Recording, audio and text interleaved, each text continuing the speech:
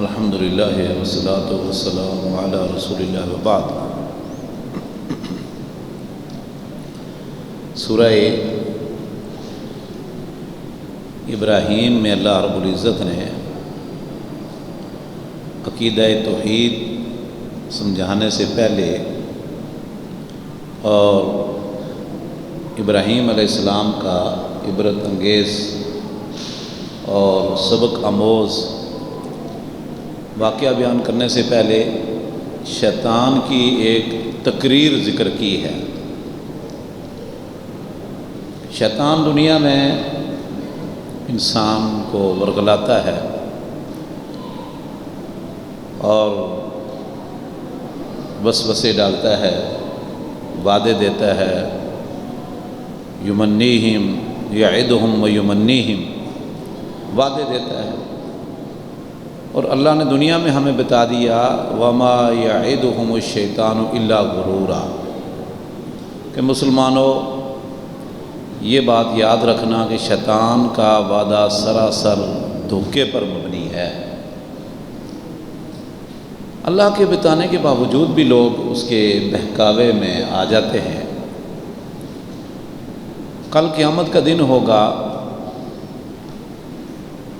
جو شیطان کی پیروی کرتے ہیں، شیطان کی بات مانتے ہیں، وہ ہر طرف سے مایوس ہو کر مشکلات میں پھنسنے کے بعد شیطان کے پاس چلے جائیں گے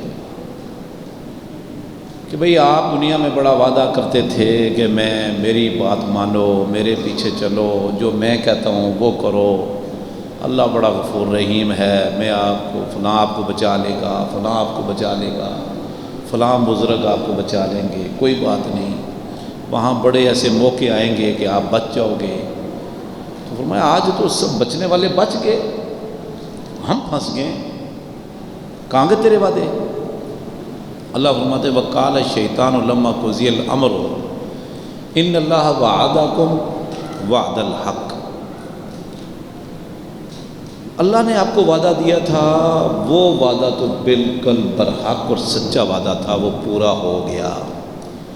دنیا میں بھی اللہ نے پورا کر دیا اور محشر کے میدان میں بھی اللہ نے وہ وعدہ پورا کر دیا۔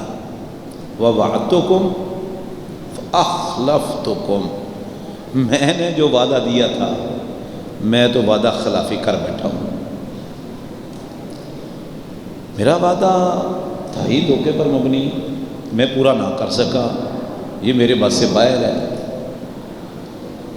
تو مسئلہ یہ ہے وما کان لی علیکم من سلطان الا ان دعوتکم فاستجبتم لی، سچ بات میں آپ کو بتاؤں، اب میرے پاس آپ سارے آگے ہو، میں نے کوئی آپ کو دلیل دی تھی، کوئی پروف دکھایا تھا، کو حجت اور برہان دکھائی تھی کہ یہ دلیل ہے جی میں تو پکا وعدہ کر رہا ہوں اور وعدہ پورا کر دکھاؤں گا، کوئی میں نے دلیلیں دی تھی؟ الا ان دعوتکم، میں نے ایک آواز لگائی، میں نے صرف آپ کو پکارا، پیشکش کی، فاستجبتم لی، آپ نے فوراً میری بات قبول کر لی۔ آج میں آپ کے کسی کام نہیں آ سکوں گا، فلا تلومونی ولوموا انفسکم، مجھے ملامت مت کرو، مجھے نہ کوسو، اپنے آپ کو ملامت کرو، میں آپ کے کسی کام نہیں آ سکتا۔ ٹھیک، برات کا اظہار، اور جو تم دنیا میں شرک کرتے رہے، اللہ کو چھوڑ کر دوسروں کی پوجا کرتے رہے، ان کی پیروی کرتے رہے، میں آج بالکل برات کا اظہار کر رہا ہوں، اور پھر وہاں سے راہ فرار اختیار کرتے ہیں۔ میں نے اس دن بتایا کس طرح مشرکین مکہ کو مکہ سے لے کر بدر کے میدان تک آیا، اس لیے آیا کہ یہ کہیں بدر کی نہ جائے، تو جنگ سے نہ فرار کر راہ اختیار کر لیں، اس لیے بڑے بڑے سردار کی شکل میں کلکڑی میں آپ کے ساتھ، چلو چلو چلو، فرشتے دیکھے تو بھاگ گیا، انی ارا ما لا ترون، فرّ یفر فرار ہو گیا۔ یہ ہمیشہ دھوکہ، بے ایمانی، فراڈ، شیطان کا کام ہی یہی ہے۔ اس کے بعد پھر اللہ رب العزت نے مثال دے کر توحید سمجھائی ہے۔ مثل الم تر کیف ضرب اللہ مثلا کلمۃ طیبہ کشجرۃ طیبہ اصلها ثابت وفرعها فی السماء۔ کلمۃ طیبہ کی مثال شجرہ طیبہ کی طرح ہے۔ شجرہ طیبہ کے 5 حصے ہیں۔ اصلها ثابت، جڑیں زمین میں پختہ اور مضبوط ہیں، پھیلی پھولی ہوئی ہیں۔ اس کا تنا ہے، اس کی شاخیں ہیں، اس کا پتا ہے، تؤتی اکلھا کل حین باذن ربھا، پھل بھی اس کا ہے۔ اور اللہ کھول کھول کے مثالیں بیان کرتا ہے تاکہ لوگ ہدایت پا جائیں۔ کلمہ طیبہ ایمان ہے، عقیدہ ہے، اسلام ہے، دین ہے، شریعت ہے، کتاب و سنت ہے۔ اللہ نے شجرہ طیبہ سے مثال دے کر سمجھایا کہ اصلها ثابت، جڑیں زمین میں ہیں۔ جتنی درخت کی جڑیں مضبوط ہوں گی، پھیلنے پھولنے کا موقع ملے گا، پنپنے کا موقع ملے گا، جتنی ہریالی زیادہ ہوگی، آپ بیاری زیادہ کرو گے، اتنا ہی وہ درخت مضبوط تناور ہوگا۔ وفرعها فی السماء، آسمان کی طرف اس کی شاخیں جائیں گی سیدھی اوپر، ٹھیک ہے۔ تو جڑ سے مراد ہے عقیدہ۔ جڑیں کسی کو نظر نہیں آتی۔ میرا ایمان، آپ کا ایمان کسی کو نہیں پتہ کیا ہے، نیت کیا ہے، عزم کیا ہے، ارادہ کیا ہے، نظریہ کیا ہے، عقیدہ کیا ہے، کسی کو نظر نہیں پتہ۔ بالکل میری توحید کیسی ہے کسی کو نہیں پتہ۔ تو عقیدہ جو ہے وہ سر ہے، عقیدہ جڑ ہے، ٹھیک ہے۔ اور عقیدے سے آگے نکلنے والے اعمال ہیں۔ فروع فی السماء سے مراد ہے نماز، روزہ، زکوٰۃ، صدقہ، خیرات، حج، عمرہ، قربانی اور عبادات دیگر، حقوق اللہ، حقوق العباد، یہ ساری اس کی شاخیں ہیں۔ جیسے بخاری اور مسلم کی حدیث ہے، اللہ کے نبی صلی اللہ علیہ وسلم نے فرمایا الایمان بضع و سبعون شعبہ، ایمان کے کوئی 70 سے اوپر کیٹیگریاں، شعبہ جات ہیں، اجزاء ہیں۔ سب سے بڑی شاخ ہے لا الہ الا اللہ محمد رسول اللہ، وَأَدْنَاهَا إِمَاطَةُ الْأَذَى عَنِ الطَّرِيقِ، فرمایا سب سے چھوٹی شاخ ہے راستے سے کانٹا ہٹا دینا، پتھر ہٹا دینا، یہ بھی ایمان کی ایک شاخ ہے۔ الطہور شطر الایمان، پاکیزگی، طہارت، صفائی ستھرائی، جسم کی، کپڑے کی، جگہ کی، ہر چیز کی، یہ نصف ایمان ہے۔ اور الحیاء من الایمان، حیا ایمان سے ہے۔ اور البذاذۃ من الایمان، سادگی، رہن سہن میں، بود و باش میں سادگی ایمان کا حصہ ہے۔ کتنے ہی ایمان کی شاخیں ہیں، ایمان کی کیٹیگریاں ہیں، نماز ہے، روزہ، زکوٰۃ، یہ سب ایمان کے آگے شاخیں ہیں۔ اور یہ شاخیں کہاں جاتی ہیں؟ سیدھی آسمان کی طرف۔ جتنا عقیدہ مضبوط، جتنا عقیدہ پختہ، اصلها ثابت، اتنے ہی اس کی جڑیں مضبوط، درخت مضبوط، جڑیں مضبوط، پختہ اور ثمر آور، اس سے ساری معاشرے کو فائدہ ہوگا۔ عقیدہ کمزور، عمل کمزور، ایمان کمزور، عمل کمزور۔ اگر جڑ کٹ گئی، جڑ سوکھ گئی، جڑ کو پھیلنے پھولنے کا موقع نہ ملا، درخت سوکھ جائے گا، نہ اس کی شاخیں، نہ تنا، نہ پتے، نہ پھل۔ معاشرے میں نہ سور ایسا بندہ، تکلیف دے، کوئی کسی کو فائدہ نہیں، ٹھیک ہے۔ اور اگر جڑیں مضبوط ہیں، شاخ ٹوٹ گئی، شاخ کٹ گئی، شاخ سوکھ گئی، درخت نہیں سوکھتا، درخت کو کچھ نہیں ہوتا۔ ہاں، درخت میں عیب آ گیا، درخت میں نقص آ گیا، درخت میں کمی آ گئی۔ تو عقیدہ مضبوط ہو تو عمل بھی قابل قبول ہوتے ہیں، درست ہوتے ہیں، سیدھے اعلیٰ علیین میں اللہ کے پاس جاتے ہیں اعمال۔ عقیدہ ختم ہو گیا، اعمال ختم۔ کہتے ہیں نا، دل سے جو بات نکلتی ہے اثر رکھتی ہے، پر نہیں طاقت پرواز مگر رکھتی ہے۔ قرآن کریم میں اللہ فرماتے ہیں الیہ یصعد الکلم الطیب والعمل الصالح یرفعہ، اچھے اچھے بندے کے جملے، کلمات، یہ سیدھے اللہ کی طرف جاتے ہیں۔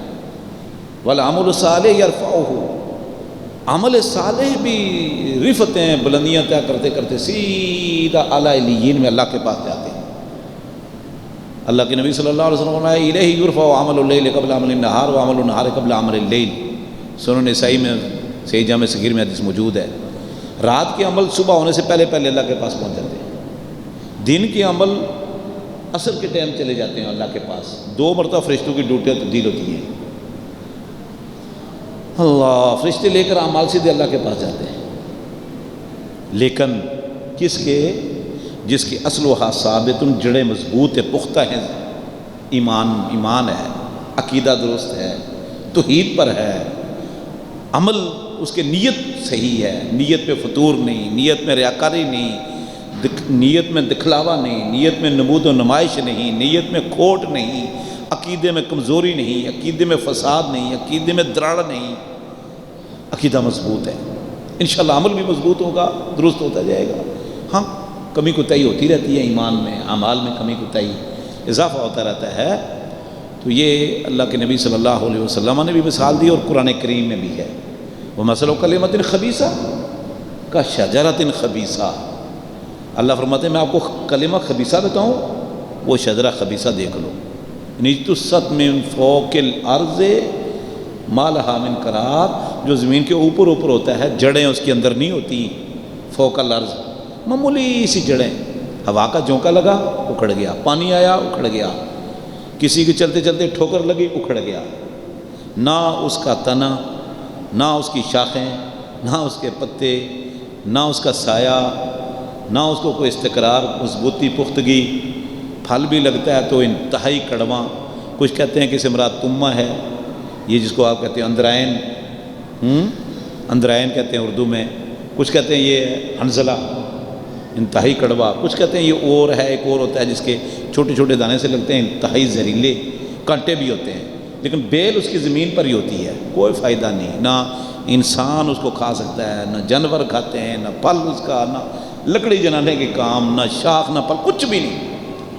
کلمۃ خبیثہ کشجرۃ خبیثہ اجْتُثَّتْ مِنْ فَوْقِ الْأَرْضِ مَا لَهَا مِنْ قَرَارٍ یُثَبِّتُ اللَّهُ الَّذِينَ آمَنُوا بِالْقَوْلِ الثَّابِتِ فِی الْحَیَاةِ الدُّنْیَا وَفِی الْآخِرَةِ، فرمایا اللہ رب العزت مومنوں کو قول ثابت کے ذریعے دنیا میں بھی ثابت قدم رکھتا ہے اور آخرت میں بھی، اس سے مراد دنیا میں بھی ہے اور قبر میں بھی ہے، کیونکہ اللہ کے نبی صلی اللہ علیہ وسلم نے قبر کے متعلق بتایا کہ مومن کو جب قبر میں رکھا جاتا ہے اسے سوال ہوتا ہے من ربوں کا، من نبیوں کا، ما دینوں کا، اور مومن فر جواب دیتا ہے ربی اللہ، نبی محمد صلی اللہ علیہ وسلم، دینی الاسلام، میرا اللہ سے یہ تعلق، میں اللہ کو پہچانتا ہوں، میں اپنے نبی کو پہچانتا ہوں، نبی کی پیروی کرتا رہا، نبی کی اتباع کرتا رہا، نبی کی باتیں مانتا رہا، نبی سے محبت کرتا رہا، نبی کی باتوں پر میں بتائے ہوئے تیاری کرتا رہا ہوں، فر جواب، فرمایا یثبت اللہ الذین آمنوا بالقول الثابت فی الحیاۃ الدنیا، دنیا میں بھی یہ اسلام پر پختہ تھے، اللہ کے فضل سے عمل کرتے تھے،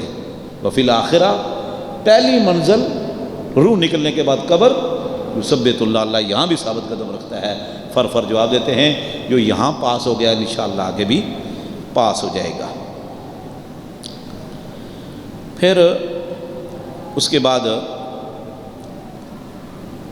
14ویں پارے کے ابتدا میں بھی اللہ رب العزت نے کافروں کی ایک خواہش کا اظہار کیا ہے، ربما یود الذین کفروا لو کانوا مسلمین، اللہ فرماتے ہیں کہ دیکھو مسلمانوں، آپ یہاں اسلام کی آپ کو قدر نہیں، بڑے پریشان ہو، یہ میں آپ کو بتا دوں کہ کتنے ہی ایسے مرحلے آئیں گے، یود الذین کفروا لو کانوا مسلمین، کافروں کی سب سے بڑی خواہش آرزو یہ ہوگی کاش ہم بھی مسلمان ہوتے، اور یہ آنکھ بند، بلکہ آنکھ بند ہونے سے پہلے کافر کو یضربون وجوہہم وادبارہم، پنچ مارتے ہیں اس کے منہ پر اور اس کے دبر پر، ذوق عذاب الحریق، اور مومن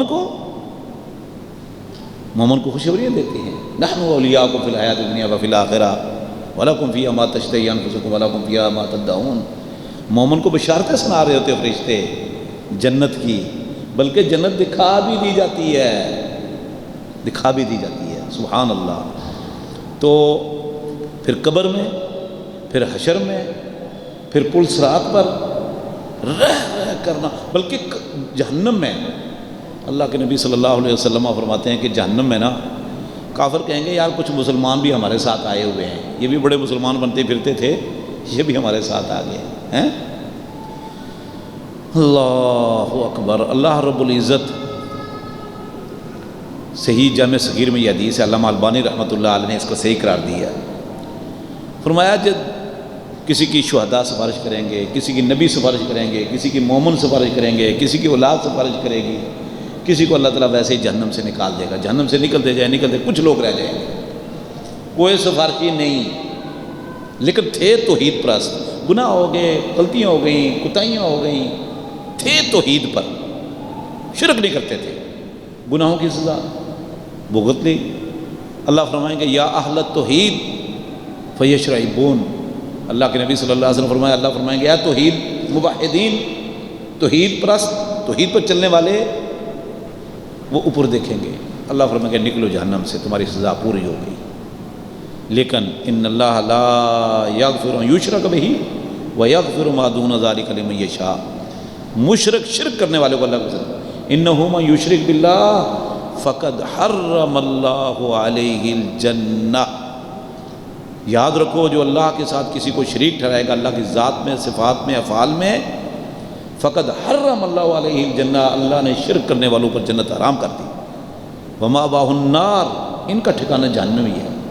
وما للظالمین من انصار، ظالموں کا کوئی مددگار نہیں۔ شرک، ان شرک لظلم عظیم، یہ بہت بڑا ظلم ہے۔ پھر بہرحال میں مختصر آگے سورہ نحل، ابھی قاری صاحب پڑھ رہے تھے سورہ نحل۔ سورہ نحل جو ہے یہ ویسے تو قرآن کریم کی ہر صورت ہی عجائبات اور شاہکار پر مبنی ہے۔ ہم جس صورت کو دیکھتے ہیں ہم کہتے ہیں یہ شاہکار ہے، عجائبات پر، عظمت والی اور شان اور رفعت والی، ہر ایک سے بڑھ کر ہے۔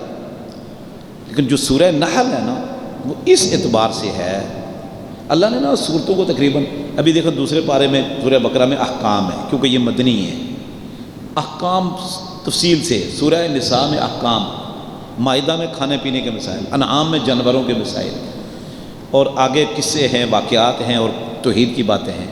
سورہ ابراہیم ابھی میں بیان کر رہا تھا، ابھی سورہ نحل ہے۔ نحل کہتے ہیں شہد کی مکھی کو۔ سبحان اللہ، اللہ رب العزت نے اس صورت میں نا یعنی کرۂ ارض پر رہنے والی چیزوں کی کیٹیگریاں بیان کی ہیں، اور ہر ایک کے اندر اپنی قدرت کا کوئی نہ کوئی قدرت ہمارے لیے بیان کر دی کہ اس میں میری قدرت ایسے ہے، اس میں ایسے، یہ اللہ کی قدرت پر، اللہ کی عظمت پر، اللہ کی شان پر، اللہ کی وحدانیت پر، اللہ کی توحید پر دلالت کرتی ہے۔ میں ابھی بیان کروں گا انشاءاللہ مختصر مثال کے طور پر۔ نحل کہتے ہیں شہد کی مکھی کو، اللہ نے نا اس صورت میں تفصیل سے بیان کیا ہے۔ شہد کی مکھی چھوٹا سا ایک پرندے کے آپ کا چھوٹا سا کیڑا مکوڑا ہی ہے، مخلوق چھوٹی سی، کس طرح یہ انجینئر ہیں۔ ابن قیم رحمۃ اللہ علیہ نے بڑی تفصیل سے لکھا ہے کہ چھتا بناتی ہیں، ایک ان کی کیٹیگریاں ہیں۔ ایک نا اچھا یار رب کیا عجیب ہے، ان کا ایک سردار ہوتا ہے، اس کو کہتے ہیں ملکہ، شاید آپ لوگوں کو پتہ ہو، بڑی موٹی مکھی ہوتی ہے، اس کو کہتے ہیں ملکہ، عربی میں اس کو کہتے ہیں یاسوب۔ آگے آگے جہاں وہ رک کی نا ساری مکھیاں اس پر رکتی ہیں، اسی لیے جو لوگ جنگلات میں یا اپنے گھروں میں چھتے لگاتے ہیں نا، وہ ملکہ کو روک لیتے ہیں، ملکہ کو روکتے ہیں، گڑ گڑ لگا دیتے ہیں تو ساری مکھیاں اس کے پیچھے آ جاتی ہیں، ہم نے دیکھا بچپن میں۔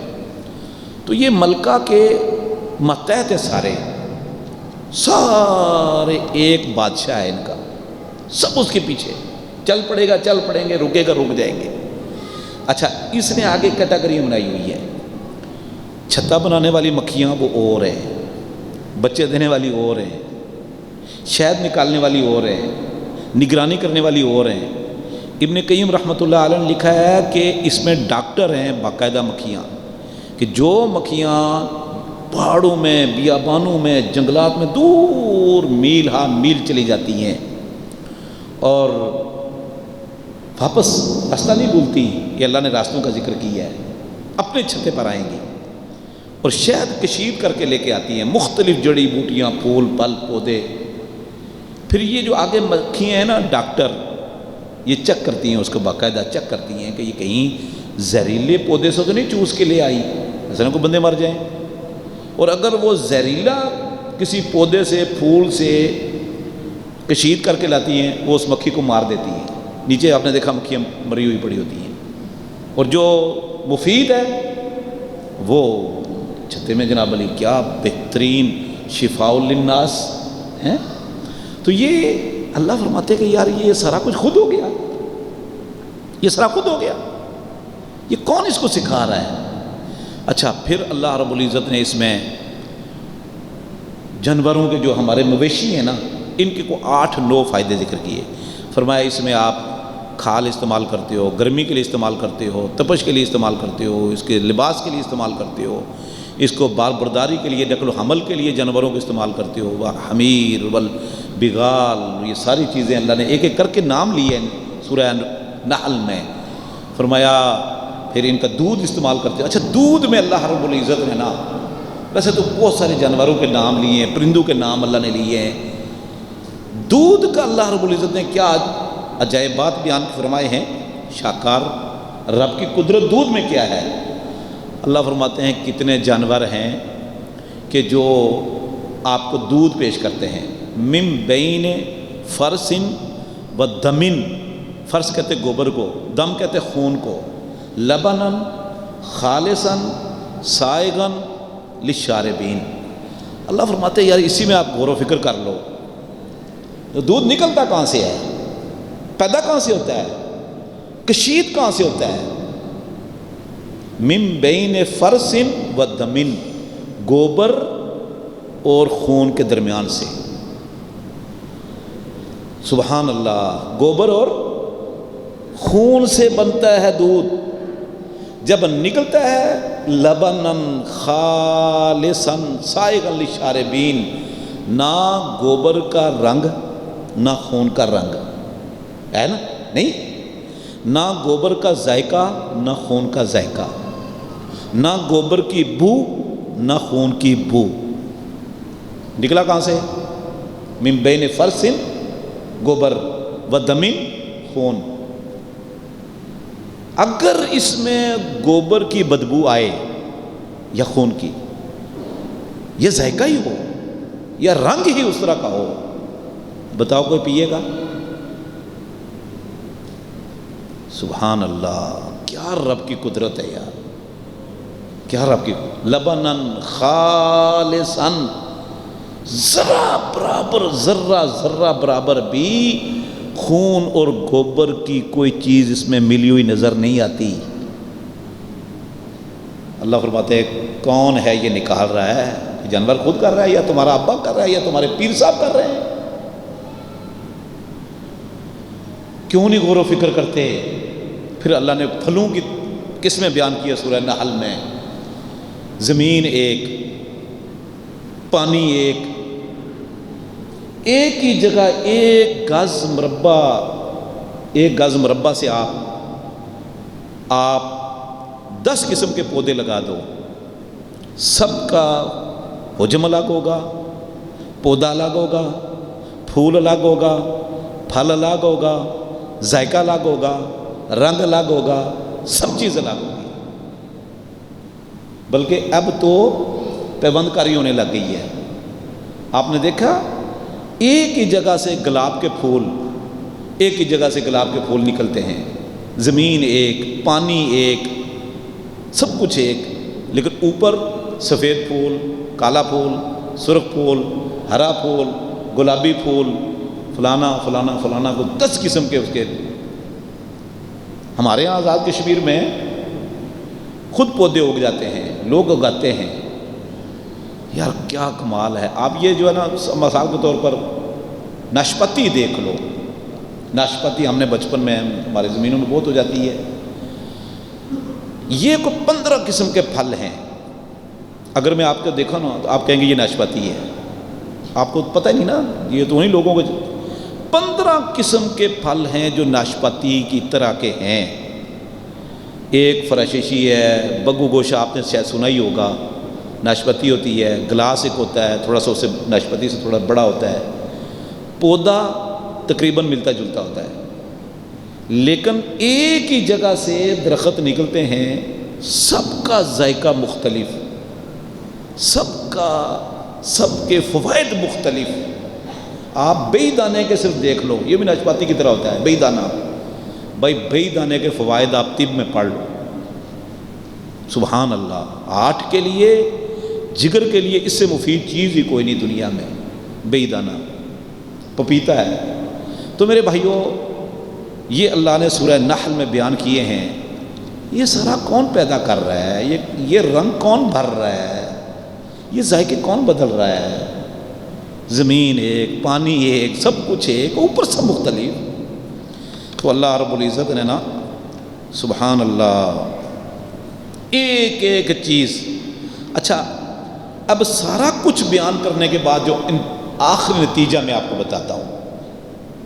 سارا کچھ بیان کیا نا سورہ نحل میں، تو سارا کچھ بیان کرنے کے بعد ثابت کیا ہوا؟ اللہ کیا بیان کرنا چاہتے ہیں؟ فرمایا والذین یدعون من دون اللہ لا یخلقون شیئا وهم یخلقون. یہ دنیا کے شرک کرنے والے، والذین یدعون من دون اللہ، جو اللہ کو چھوڑ کر دوسروں کو پکارتے ہیں، دعائیں کرتے ہیں، استغاثہ کرتے ہیں، ندا کرتے ہیں، ان کو پوجتے ہیں، ان کو مشکل کشا حاجت روا سمجھتے ہیں، ان سے امیدیں وابستہ رکھتے ہیں. یدعون من دون اللہ لا یخلقون شیئا. انہوں نے کچھ بھی پیدا نہیں کیا، کچھ بھی. وہم یخلقون، الٹا وہ خود کسی نے ان کو پیدا کیا ہے.